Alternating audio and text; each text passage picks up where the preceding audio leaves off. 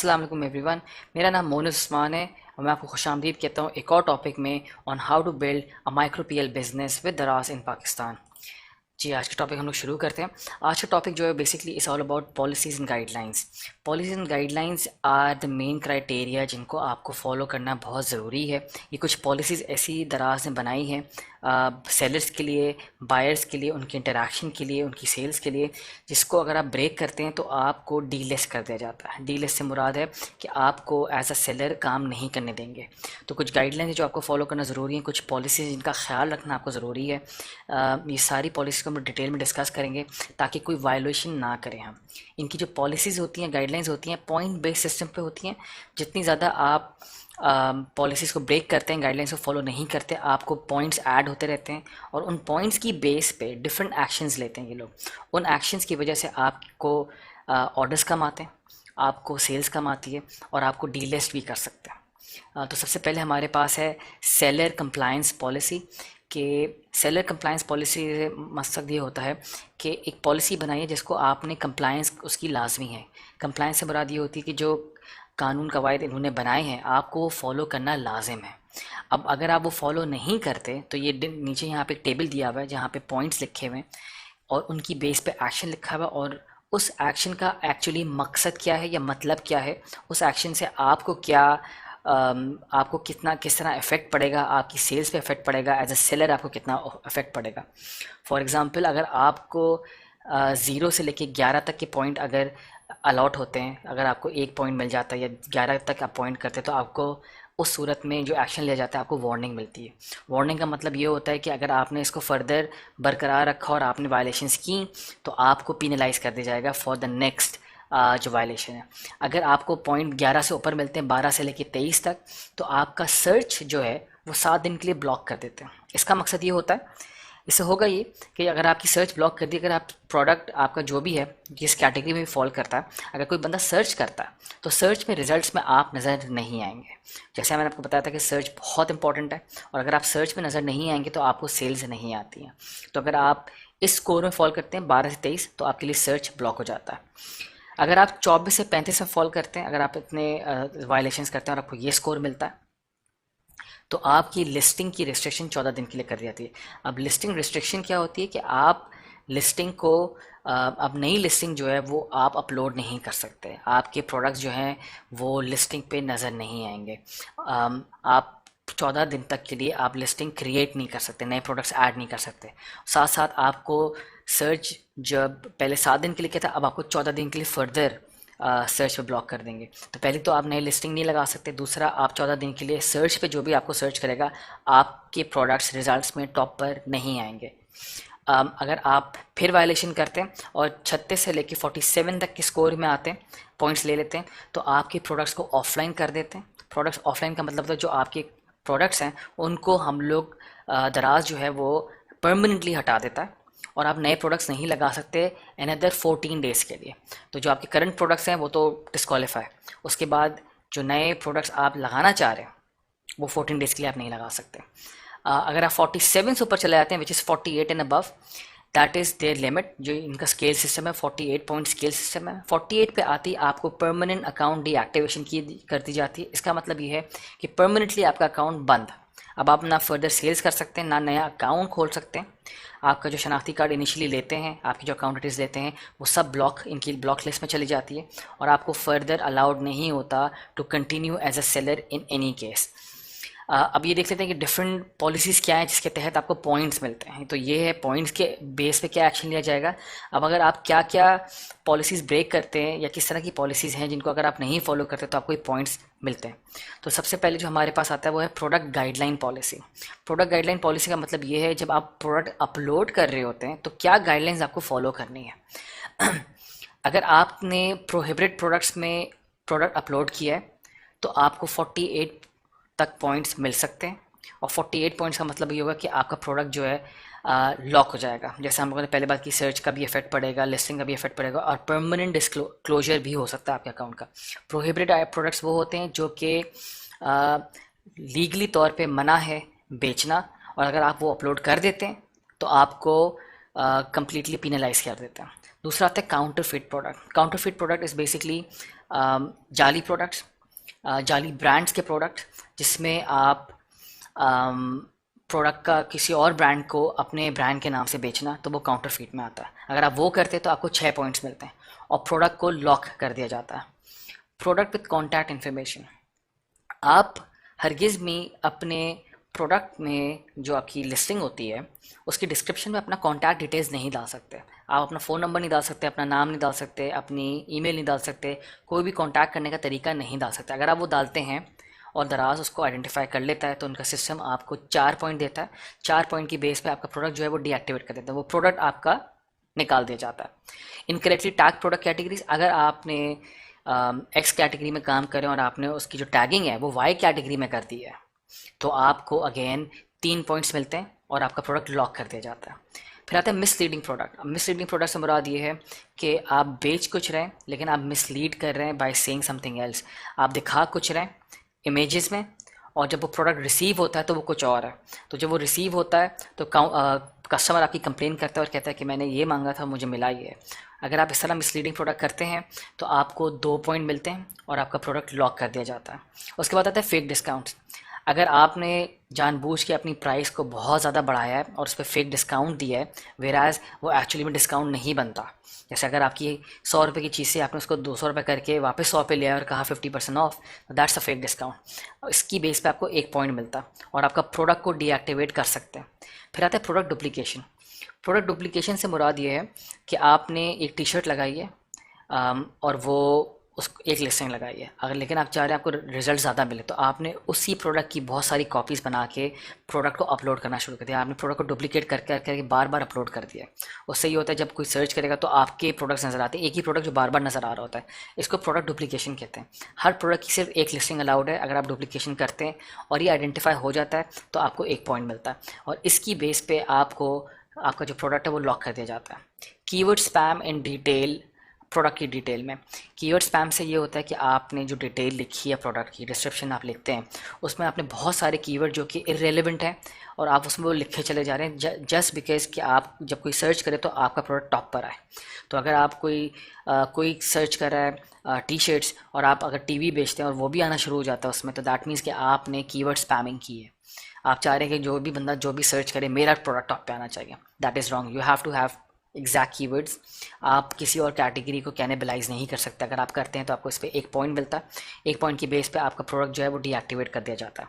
Finally products with bad customer feedback. जब आप product बेच देते हैं, आपकी ऑर्डर आपको आ जाता है, वो डिलीवर हो जाता है, नेट हो जाता है और प्रोडक्ट की क्वालिटी पे कस्टमर फीडबैक देता है और जो कि 5 स्टार नहीं होता या कम होता है या बैड रिव्यू देता है, उस पर आपको 1 पॉइंट मिलता है और प्रोडक्ट को लॉक कर दिया जाता है। तो दीज आर प्रोडक्ट गाइडलाइंस। अगर आप इनको फॉलो नहीं करते तो आपको इस तरह के पॉइंट्स मिलते हैं और इन पॉइंट्स के बेस पर हमने पहले देखा कि आपका क्या एक्शन लिया जाता है।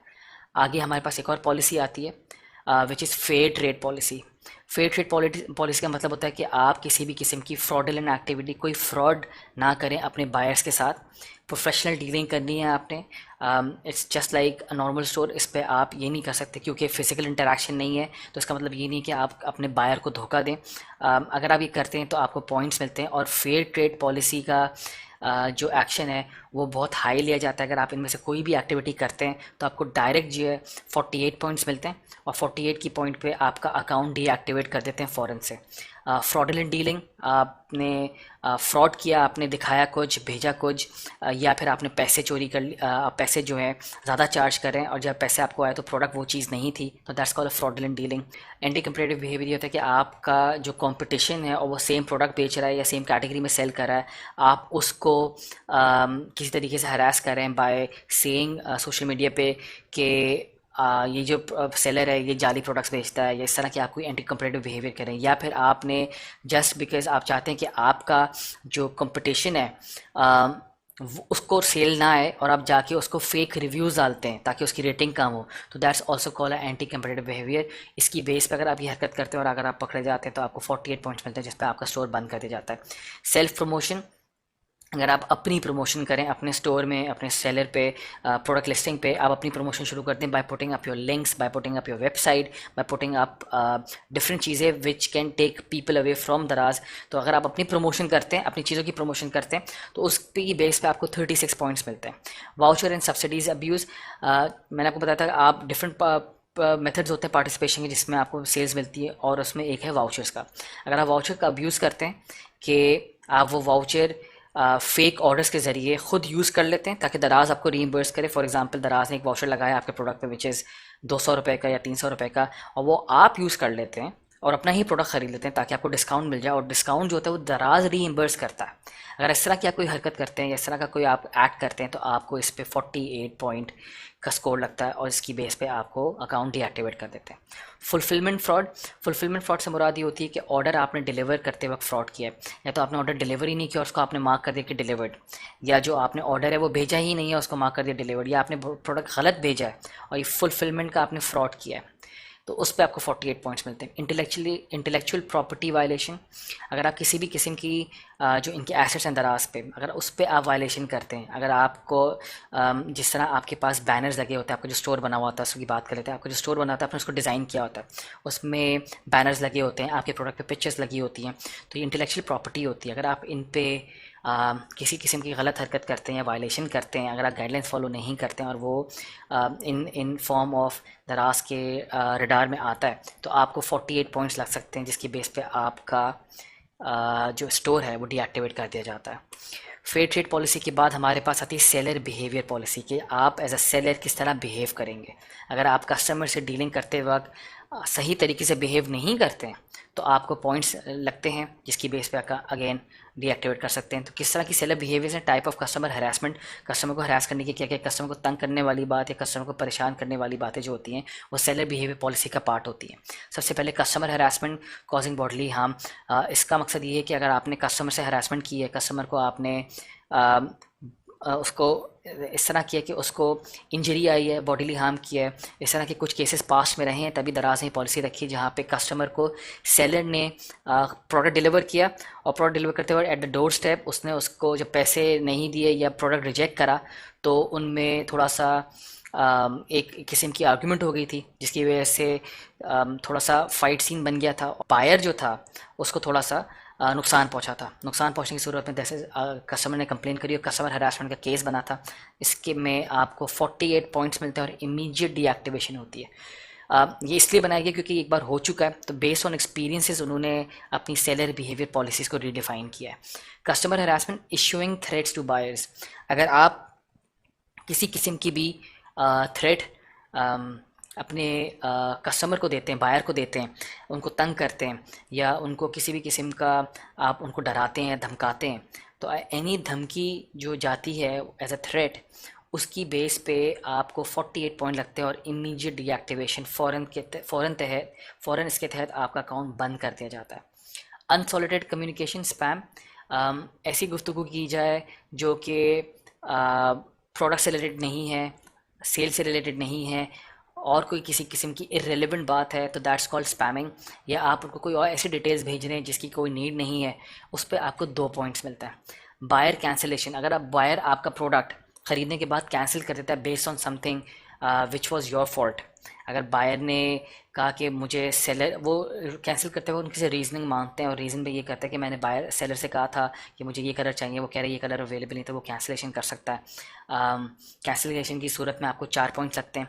शेयरिंग कॉन्टैक्ट डिटेल्स, अगेन इसको हमने पहले भी डिस्कस किया, अगर आप अपनी पर्सनल डिटेल्स शेयर करते हैं चैट पे, रिव्यूज़ पे, क्वेश्चन आंसर में या प्रोडक्ट की डिस्क्रिप्शन में, अगेन आपको इस पर 4 पॉइंट लगते हैं। Use of profanity up to 48 points. Use of profanity का मतलब है कि अगर आप कोई गैर नाजेबा चीज़ यूज़ करते हैं, किसी किस्म की ऐसी पिक्चर जो कि ठीक नहीं है, कोई ऐसी इन्फॉर्मेशन जो कि सही नहीं है, सही अल्फाजों में नहीं लिखी गई है, उसमें ऐसी चीज़ है जो कि एक बंदे के लिए या एक इंसान के लिए वो पढ़ना नाजेबा होता है। उसमें इस तरह की गुफ्तगू की गई है जो कि सही नहीं है।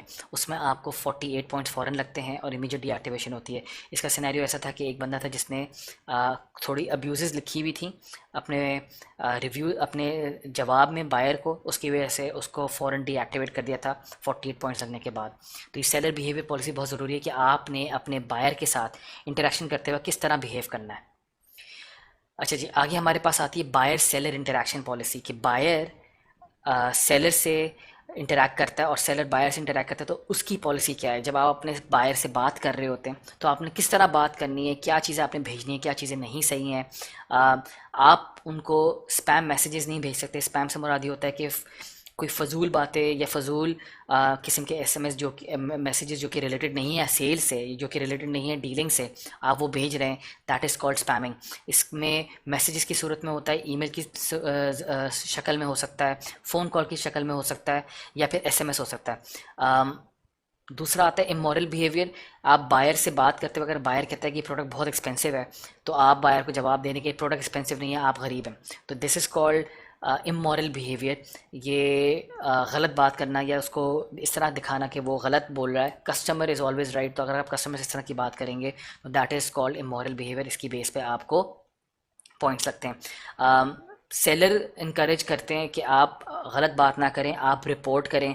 अगर आपसे बायर करता है गलत बात तो आप उसको रिपोर्ट कर सकते हैं, उसको आप रिस्पॉन्स ना दें। आइडियली अगर आपसे बायर कुछ गलत बात करता है, कहता है कि प्रोडक्ट ठीक नहीं है और आपने बहुत फजूल प्रोडक्ट भेजा है, आप और आपके रिव्यू पे, आपके पेज पे वो रिव्यूज़ गलत डाल रहा है, आप उनको रिपोर्ट कर सकते हैं बेस्ड ऑन आपने कोई जब रिप्लाई नहीं करें उनको उस वक्त, रिएक्शन नहीं कर दें। एक्शन पे रिएक्शन करने से थोड़ा सा गलत रिएक्शन निकल सकता है।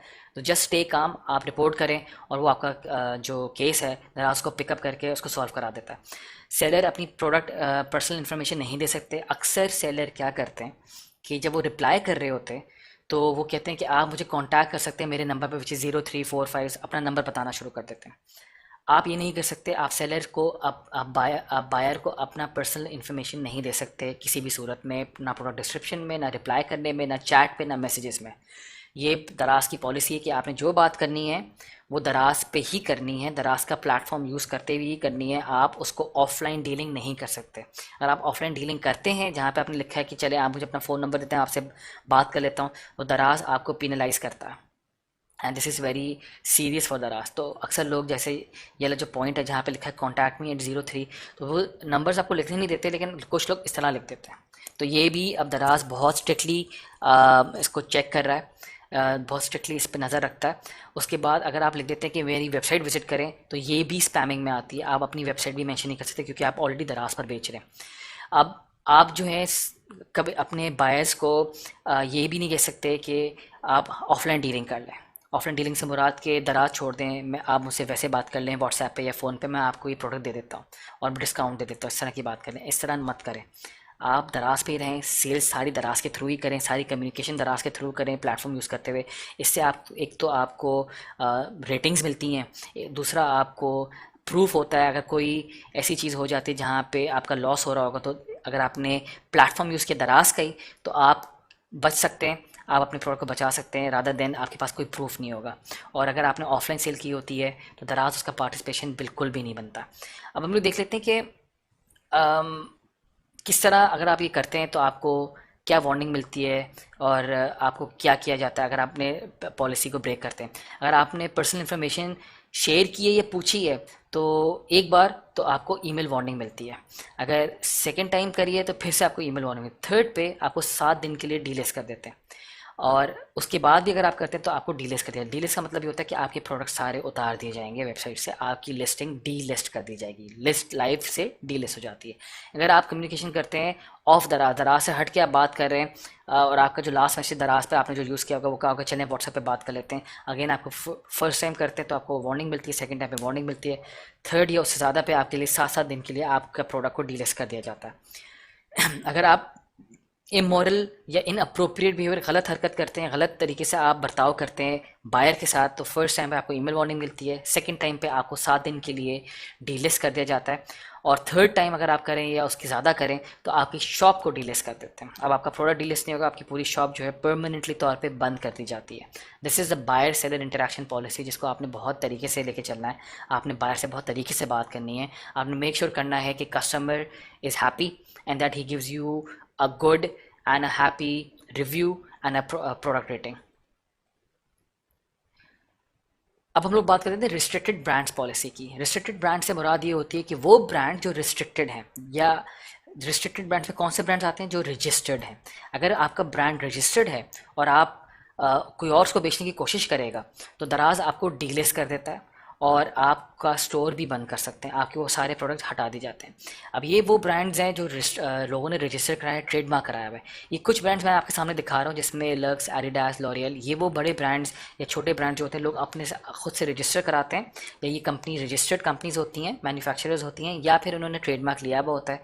अगर आप ये बेचते हैं प्रोडक्ट्स इन नाम के थ्रू, या इस प्रोडक्ट का, इस ब्रांड का प्रोडक्ट बेचते हैं, तो आपको दराज ये ब्रांड्स आपको रिपोर्ट करेंगे कि मैं ये ऑलरेडी प्रोडक्ट दराज से बेच रहा हूँ और ये मेरा प्रोडक्ट सब सेल करें, तो इसकी बेस पे आपका स्टोर बंद कर दिया जाता है। दराज आपको वार्निंग, एक फर्स्ट वार्निंग देता है कि प्रोडक्ट्स हटाएं सारे। अगर आप नहीं हटाते, यू कंटिन्यू टू सेल, आपको डीलिस्ट कर दिया जाता है। कंप्लीट लिस्ट जो है वो अलग से मौजूद है, वो आपको मिल जाएगी इस कोर्स के साथ, जहाँ पे पूरे ब्रांड्स अपडेटेड टिल अगस्त 2020 वो सारी लिस्ट उसमें है मौजूद। लिस्ट अपडेट होती रहती है, आप दराज की सेलर सेंटर पे चेक कर सकते हैं, वहाँ पे आपको लिस्ट मिल जाएगी, पर इसके साथ आपको लिस्ट मैंने अलग से शेयर कर देता हूँ। फिर हम लोग बात कर लेते हैं प्रोहिबिटेड आइटम्स। अभी हमने बात की कि प्रोहिबिटेड ब्रांड्स कौन से, अब आइटम्स वो प्रोहिबिटेड आइटम्स वो होते हैं जो ये आइटम्स बिल्कुल भी अलाउड नहीं है बेचने के लिए। इन पे लीगल गवर्नमेंट इश्यूज भी हो सकते हैं। अगर लीगली ये अलाउड नहीं है, आपकी गवर्नमेंट अलाउ नहीं किया हुआ ये प्रोडक्ट बेचने के लिए, तो आप ये प्रोडक्ट नहीं बेच सकते। अगर आप ये बेचते हैं, अगेन आपका स्टोर को डी लिस्ट कर दिया जाता है। नीचे कुछ मैंने एग्जाम्पल्स दी हुई हैं, जिसमें आर्म्स, एम्यूनेशन यानी गन्स या वेपन्स, या इस तरह की चीज़ें जो कि जैसे छुरियाँ हो गई या इस तरह की हो गई जो नुकसान पहुंचा सकती हैं, लीगली अलाउड नहीं है, जिसमें टोबैको आ जाता है, या इस तरह की चीज़ें आ जाती हैं जो कि नहीं अलाउड हैं, और वो आइटम्स रिस्ट्रिक्टेड हैं बाय लॉ, बाय गवर्नमेंट, और आप वो बेचते हैं, तो आपको डीलिस्ट कर सकते हैं। कंप्लीट लिस्ट हर कैटेगरी के अंदर कौन सी हैं वो आइटम जो नहीं बेच सकते, वो अलग से अवेलेबल है, वो मैं अपलोड कर दी है, आप इस कोर्स के साथ आपको मिल जाएगी। This was our last course. This was our last topic for the whole building the PL business in Pakistan through Daraz. आपके जितने भी सवाल हैं इसी कम्युनिटी पे आके मुझसे पूछें, and I wish you all the very best कि आप एक सेलर नहीं, एक सक्सेसफुल सेलर बने और इंशाल्लाह बहुत अच्छी सेल करें। Thank you very much. अल्लाह हाफ़िज़।